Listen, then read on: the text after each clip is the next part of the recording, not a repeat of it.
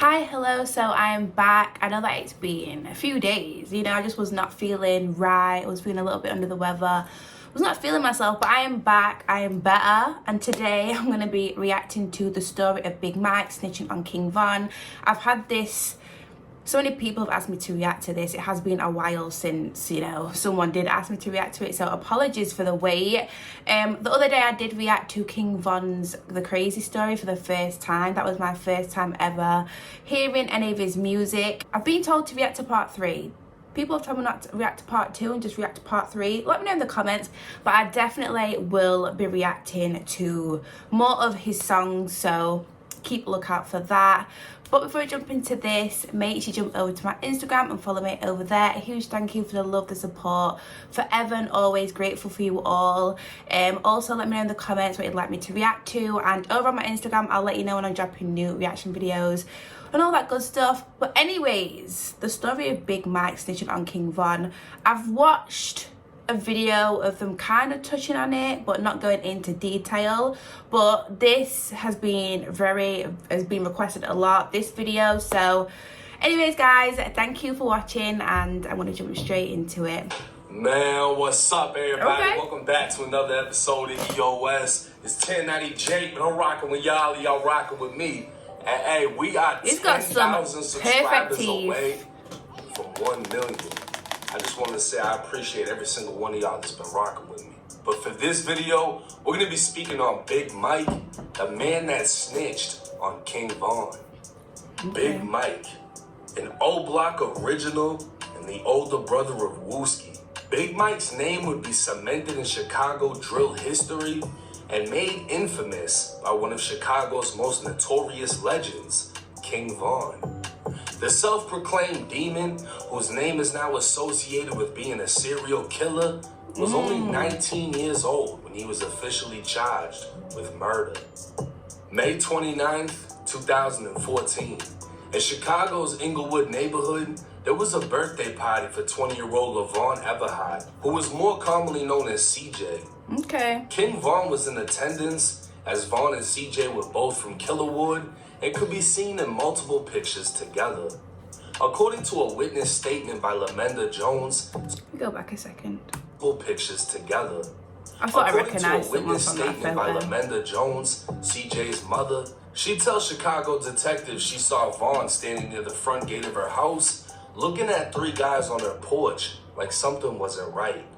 She told them, "Don't start no mess in my house," meaning don't start gangbanging at her house, because she knew Vaughn was a member of a gang and the people on the porch were members of different gangs. She told the detective King Von smiled as he replied, "I'm not on that." As CJ's mom went back inside, Vaughn would leave the party. CJ's mom was cooking for about 15 minutes before gunfire erupted. Making her way outside, she observed a young man who'd been shot in the head laying face down in the grass. She saw another man crawling across the street, bleeding everywhere. Paramedics arrived on scene at 6:15 p.m., finding the man who'd been crawling with a gunshot to his face and another gunshot to his leg. He was identified by police as Marquise Carpenter, a gangster disciple from Jarrow City who was transported to Stroger Hospital from the scene. A second victim, Timothy Robinson, was shot in the foot and able to transport himself to St. Bernard Hospital. The third victim, identified as 19-year-old Malcolm Stuckey, was pronounced dead at the scene. Yeah, I remember this. His body laid face down in the grass, and an autopsy would report a .40 caliber bullet was fired into his right ear, traveling through his neck before exiting 2 inches below his left ear. Another bullet would enter his back thigh, and 2 more into his buttocks. Multiple .40 caliber shell casings would be left at the scene, along with a 9mm handgun loaded with 10 rounds.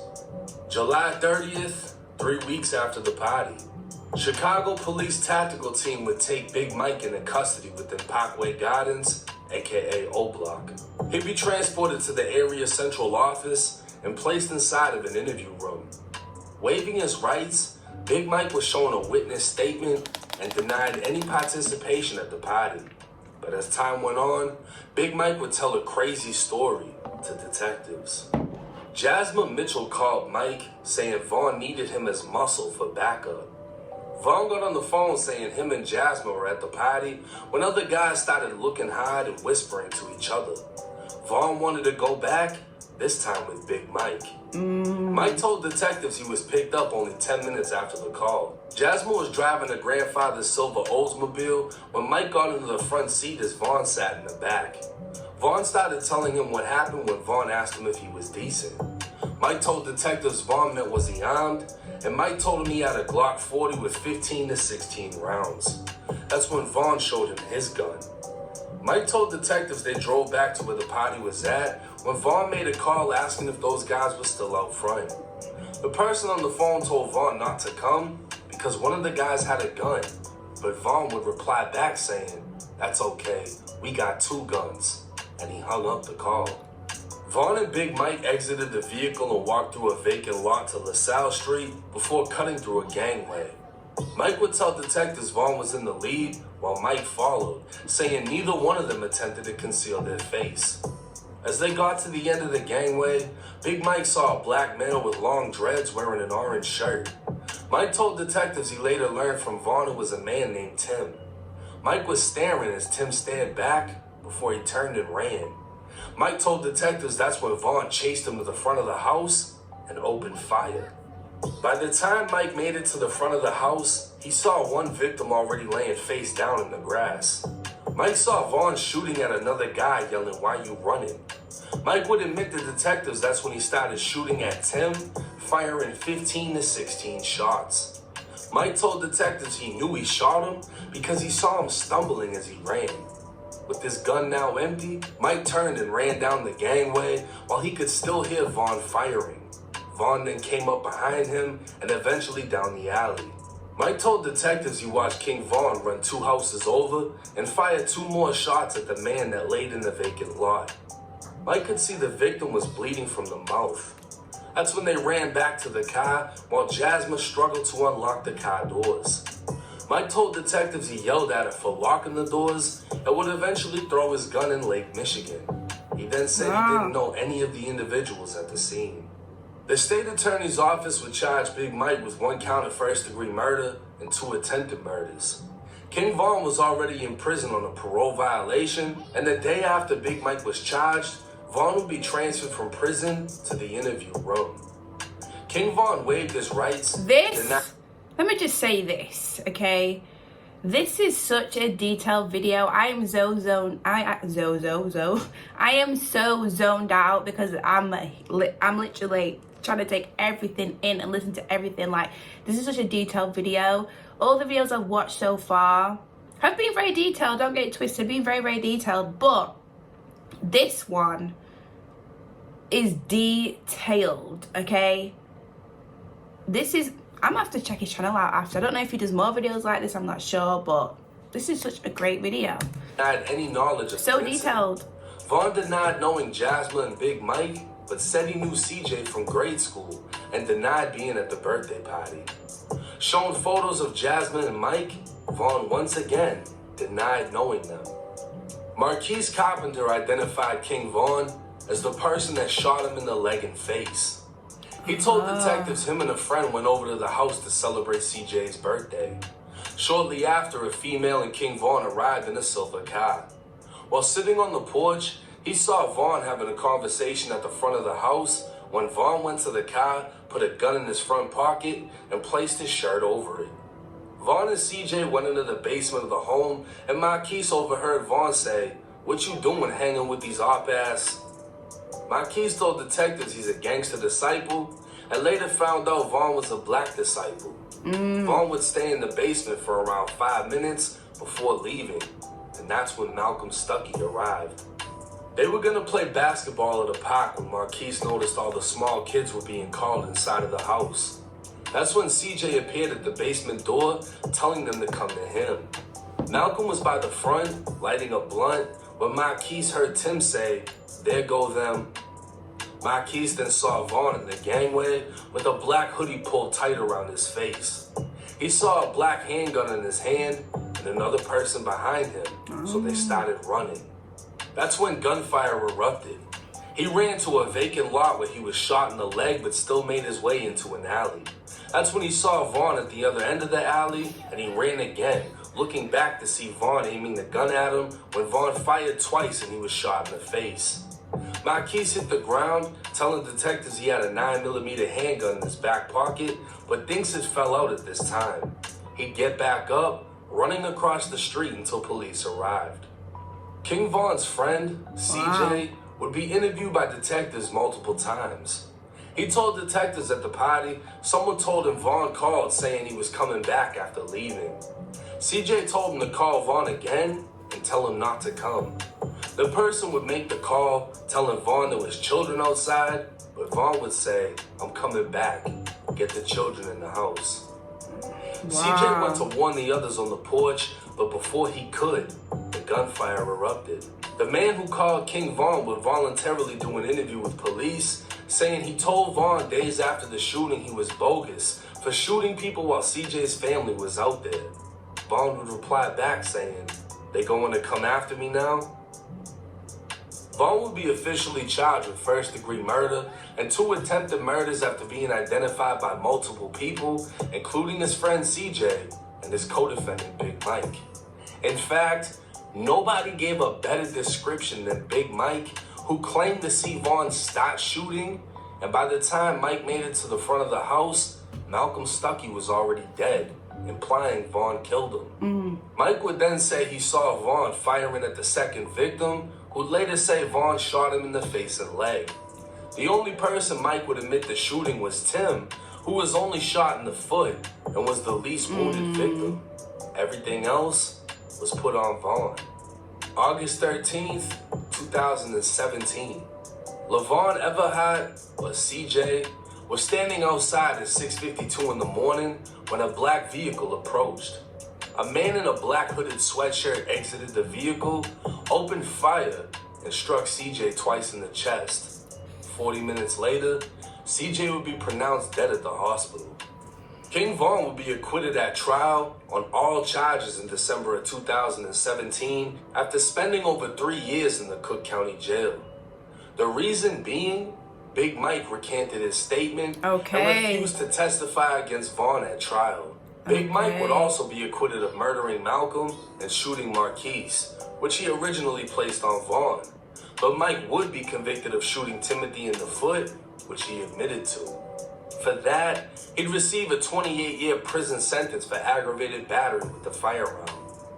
Vaughn would mention Big Mike in a song titled What's Next. A nigga told on me before he got a longer sentence. A nigga told on me before he got a longer sentence. I think they gave him 2080, rather talk than listen. I think they gave him 2080, rather talk than listen.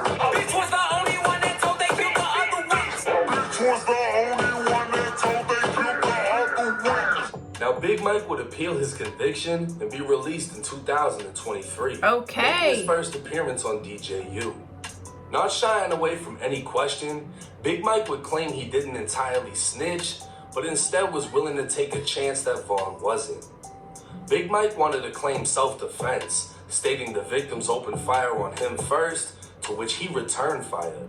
But apparently DJU is the only place Mike said this. Not once in Mike's appeal did it mention self-defense, and not once in his police interrogation did it mention self-defense.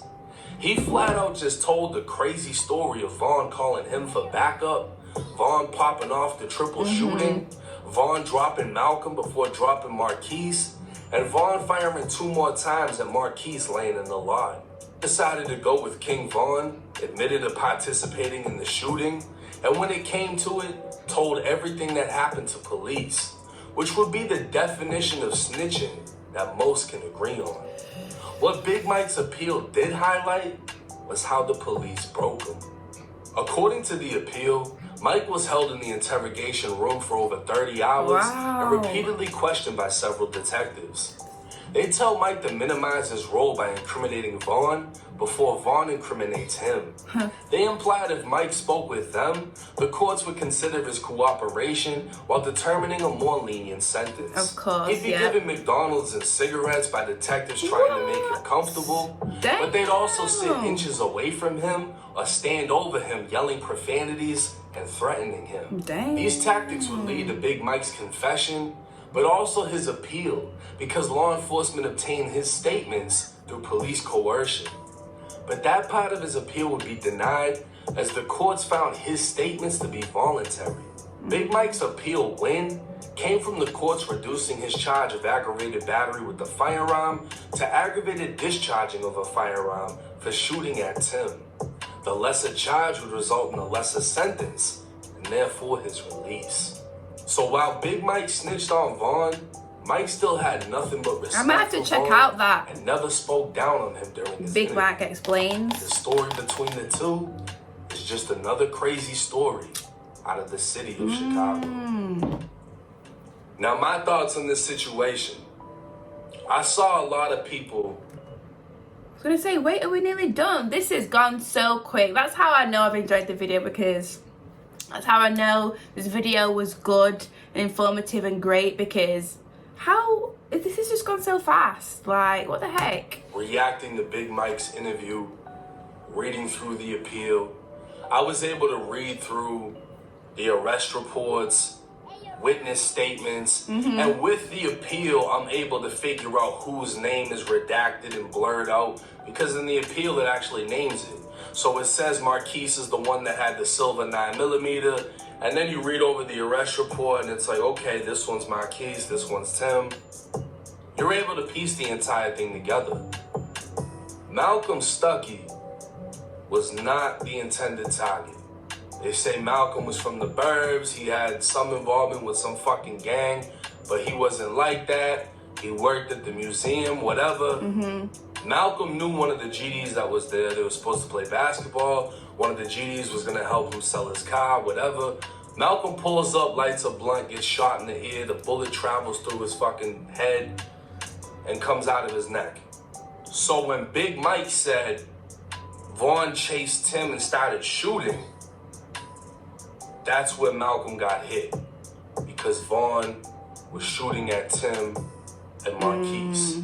Now, Marquise would get hit in the face by the mouth. Big Mike would say he saw someone laying on the ground bleeding from the mouth. That was Marquise, who ended up also getting hit in the leg. I mean, Mike told the entire fucking story. CJ did too. CJ said a lot of shit that would go against Vaughn, along with his mother, along with pretty much everyone at the party. CJ ends up getting killed in 2017. The only other person that cooperated to the same extent as Big Mike is the victim Marquise that got shot, that was the GD from Gyro City. He gave up everything. He was like, yeah, Vaughn did this, Vaughn chased me, Vaughn shot me in the face. And Vaughn still got acquitted on all charges. Now, I listened to DJ U's interview with Big Mike giving his version of events and saying he claimed self-defense, and Vaughn didn't want to claim that. He wanted to just stay quiet. I didn't find any evidence of that, though. In the appeal, it doesn't mention self-defense, and none of the arrest reports or interrogations does it mention Big Mike said they got shot at. The GD that got hit, Marquise, his 9mm was found at the scene unfired with 10 rounds in it. Marquise even said, I had a gun on me. I never got the chance to pull it out, and I dropped it when Vaughn shot me in the face. So it's like, he's saying it was self-defense, but nothing else is backing that. Now, the one thing that really stuck out in the interview is how much respect Big Mike still has for Vaughn, especially being the older brother of Wooski, and Wooski and Vaughn had their history. But Big Mike had nothing bad to say about Vaughn, and that says a lot in itself. Now, let me know y'all's thoughts and comments in the comments section. Tell me what y'all think about this. I'm gonna also have DJ U's interview pinned in the comments section. Go check out the interview. Listen to what he has to say. It's 1090 Jake. I'm rocking with y'all, and y'all rocking with me. Okay. Until next time. That was a good video. Wait, because that was such an informative video. I've reacted to a lot of videos, let me tell you. A lot of King Von videos, a lot of just videos like this in general. But I saw everything.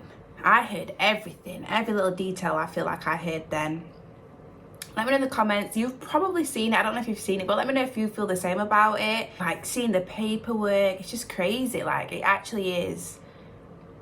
It was just a crazy story, you know. And when you can see everything, the paperwork and just all the evidence, like, and it's just like, I always say this when reacting to these videos, like, it is sad as well. Like, people be losing their lives, you know, to this stuff, and just seems like a cycle that's just continuously is just continuing to happen. Like I was saying before, though, I will be reacting to King Von Crazy Story Part 3, so make sure you keep a lookout for that. Not sure if I'm going to do Part 2. Some people told me not to bother reacting to Part 2 and go straight to Part 3. I don't know, let me know in the comments. But yeah, this is Big Mike, the story of Big Mike snitching on King Von. I hope you enjoyed me reacting to it. I will see you very, very soon in the next video. Bye.